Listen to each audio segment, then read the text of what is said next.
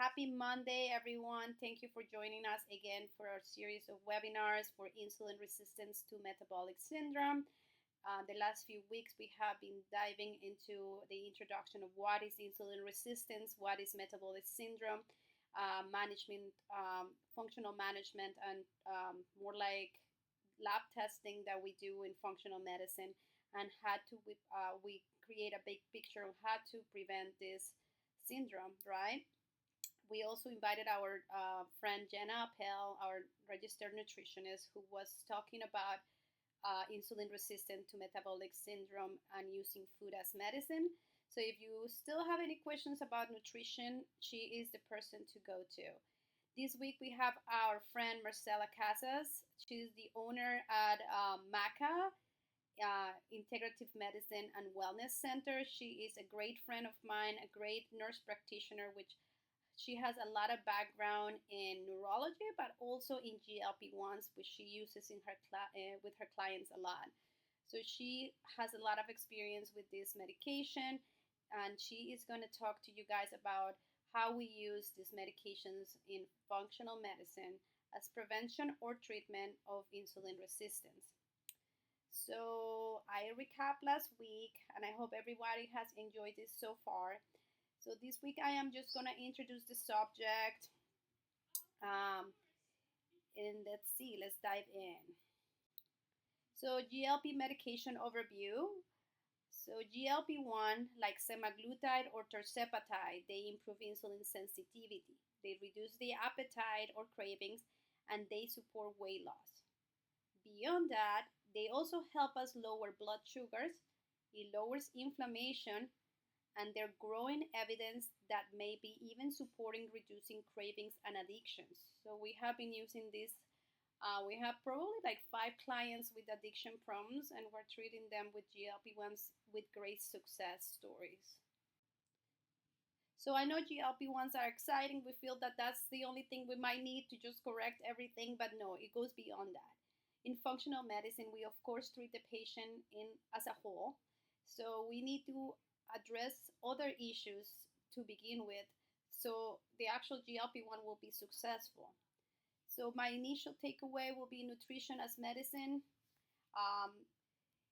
We use it with individualized care plan for each person. Everybody's different. We all different. We all have different styles of eating, so that has to be individualized.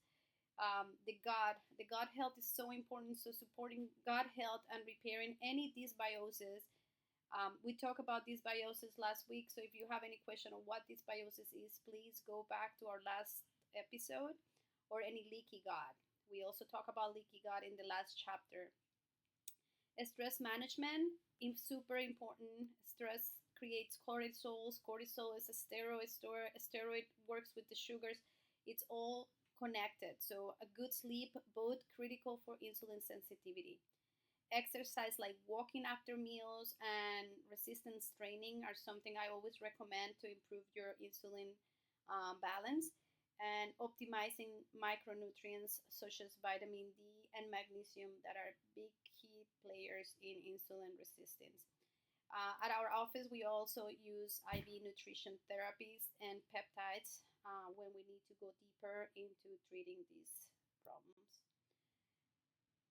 So my main point here is that GLP-1s are powerful. They are not just a whole story. Functional medicine help us address the root causes and give patients long-term success. A small, consistent daily actions. I keep repeating this. Small, consistent daily action makes a huge impact. I want everyone doing one little bit every day than just doing anything. So everything counts. Start transitioning into being a healthier you. A collaboration between nutrition, functional medicine, and integrative medicine truly sets patients up for success.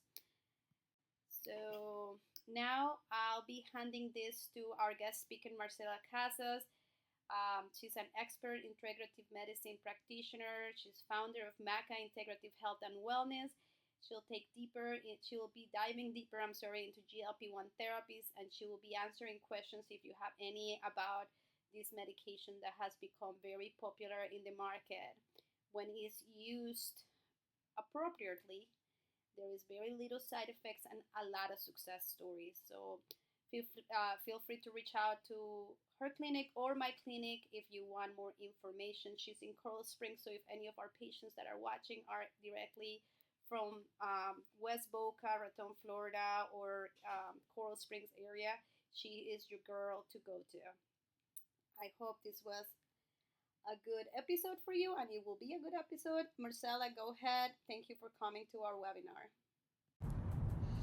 Hi everyone, my name is Marcela Casas. I am the owner of MACA Integrative Health and Wellness.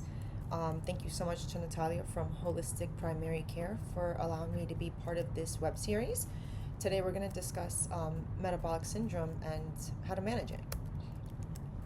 So as Natalia has educated us so thoroughly, metabolic syndrome increases risks for type 2 diabetes, heart disease and stroke, fatty liver disease, and traditional therapies treat the symptoms, not the root cause. So, we have to be better providers in order to find out what is causing metabolic syndrome. One of our favorite ways to be able to treat metabolic syndrome that has proven to be very effective are GLP-1s, glucagon-like peptides. They are natural hormones that we provide our patients through injectable medication once a week injectable medication, or peptides rather. They regulate appetite, insulin, and glucose metabolism. GLP-1 receptor agonists mimic the effect of this natural hormone with powerful clinical impact, and it goes beyond glucose control. It helps tackle weight, it helps with heart health and metabolic risk and overall metabolic syndrome. So two of the peptides that I will be discussing today are semaglutide, which are better known as the brand name of Ozempic and Wegovy, and tirzepatide, brand names better known as for the brand name of Mounjaro and Zepbound. So why do GLP-1s work for metabolic syndrome? One of the main things that GLP-1s do is help with weight loss. Therefore, it reduces central obesity, improves with glucose control, so therefore it lowers the risk of diabetes, assists with healthier cardiovascular profile by helping to regulate the blood pressure and cholesterol, helps with inflammation. They're anti-inflammatory, so that gives us a benefit for fatty liver and vascular health. And it just treats multiple risk factors, unlike most traditional medications. These are some charts that prove clinical proof points of semaglutide. Patient impact. Patients report after being on these medications sustainable weight loss without constant hunger, increase in energy and mobility, improved confidence and quality of life, and the need to take fewer medications. So a lot of times we're able to reduce the blood pressure medication, the cholesterol medications, some diabetic medications, type 2 diabetes. This is not indicated for type 1 diabetics. GLP-1s versus traditional therapies. It's one medication with multiple benefits. They are proven to have cardiovascular protection, not only for insulin or lowering your blood sugar. And for the most part, they have been very trendy, very popular because they do have high patient satisfaction and they are in demand. So GLP-1s are reshaping metabolic medicine. Tirzepatide show that it's possible with dual agonists. It has a dual agonist property. Pipeline includes triple agonists with even greater potential, and that's more studies that are coming out very soon, hopefully. And now is the time to embrace these therapies as first line for metabolic syndrome.